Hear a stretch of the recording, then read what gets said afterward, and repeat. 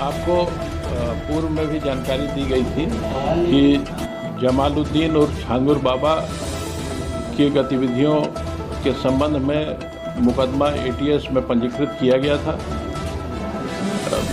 5 जुलाई को छांगुर बाबा और जमालुद्दीन और उसके प्रमुख सहयोगी नीतू उर्फ नसरीन की गिरफ्तारी की गई थी।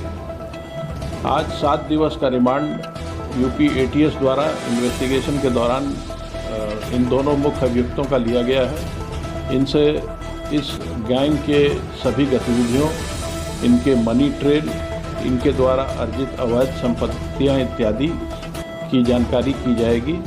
साथ ही संपूर्ण गैंग के नेटवर्क की जानकारी भी प्राप्त की जाएगी। इसके अलावा इस गैंग ने जहां जहां अवैध संपत्ति अर्जित की है, अवैध धन का इस्तेमाल करके, उन सभी की भी जानकारी की जाएगी तथा अवैध संपत्तियों को जब्तीकरण की कार्रवाई तथा उन्हें डिमोलिश करने की कार्रवाई भी की जाएगी।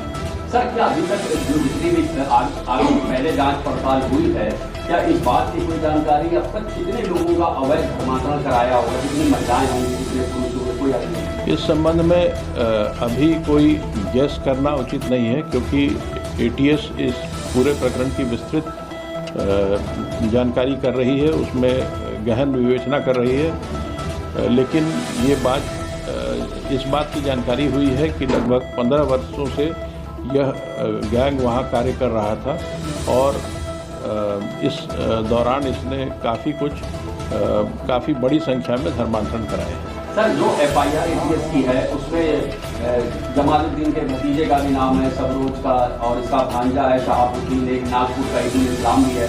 9 नामजद आरोपी हैं, मात्र 4 गिरफ्तार, 5 की गिरफ्तारी कब? इस प्रकरण में जब प्रत्येक मुलजिम के विरुद्ध साक्ष्य संकलन की कार्रवाई पूरी हो जाती है, उसके बाद ही गिरफ्तारी की जाती है। एसटीएफ ने अपने जांच में काफ़ी साक्ष्य संकलित किए थे और जहां जहां उन साक्ष्यों के बारे में पुख्ता तथ्य इकट्ठा कर लिए गए हैं, जिन मुलजिमों के विरुद्ध पुख्ता तथ्य प्राप्त हो गए हैं, उन सब की गिरफ्तारी कर ली गई है। आगे की कार्रवाई जारी रहेगी। सर, एक मोहम्मद अहमद का नाम है जो पूना में बैठा हुआ है, यहाँ कुछ लोग उसको राइट हैंड भी बताते हैं, लेकिन अब उसका बयान आ रहा है, वो खुद अपने आप को पीड़ित बता रहा है और ये बता रहा है कि छांगुर बाबा का मुख्तार सारी टेक्निक कनेक्शन है। छांगुर बाबा के सारे कनेक्शंस की जांच की जा रही है। किसी भी एक व्यक्ति के बयान को ज़मीनी तथ्यों से उसके खिलाफ अवेलेबल एविडेंस की कसौटी पे कसना पड़ता है। जब सारे जानकारियां इकट्ठी हो जाएगी तभी मैं इस पर कोई स्टेटमेंट दे पाऊँगा। मोहम्मद अहमद इस प्रकरण में नामजद है और एटीएस उसके संबंध में जांच कर रही है। जांच से, विवेचना से जो तथ्य प्राप्त होते हैं उसके आधार पर कार्रवाई की। सर, ईडी ने आपसे जानकारी मांगी, क्या ईडी ने मनी लॉन्ड्रिंग के तहत कार्रवाई करनी है? ईडी द्वारा एटीएस से इस प्रकरण में दायर एफआईआर की प्रति मांगी गई थी। इसके अलावा और कोई जानकारी इस मुख्यालय के स्तर पर उपलब्ध नहीं है।